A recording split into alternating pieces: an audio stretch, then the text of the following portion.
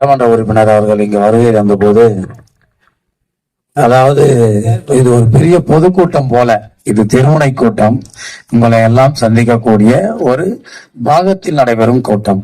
ஆனால் ஒரு பெரிய பொதுக்கூட்டம் நடைபெறுவது போல சட்டமன்ற உறுப்பினரை நீங்கள் பட்டாசு வெடித்து மகிழ்ச்சியோடு கொண்டாடி அவரை வரவேற்பது காணும்போது உண்மையிலேயே அவரது பணி எவ்வாறு இந்த தொகுதியிலே உங்களுக்கு சிறந்து செயல்படுத்தப்படுகிறது என்பதை என்னால் உணர முடிகிறது.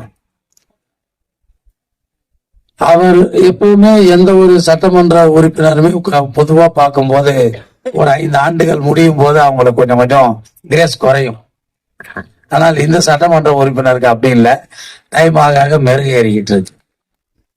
காலம் என்ன, 2016 அவர் வெற்றி பெற்றப்ப அவர் அடைந்த வெற்றி, 2021 அவர் அடைந்த வெற்றி, இப்ப 2026 அவர் அடைய போற ஒரு அமோக வெற்றி. இது அனைத்தும் எப்படி சாத்தியம் அப்படின்னு சொல்லி சொன்னால், ஒரு மனிதர் மக்களுக்கு எவ்வாறு தன்னை அர்ப்பணித்து உழைத்திட வேண்டும் என்பதற்கு உதாரணமாக அவர் விளங்கிக் கொண்டு இருக்கிறார் என்பதை உணர முடிகிறது.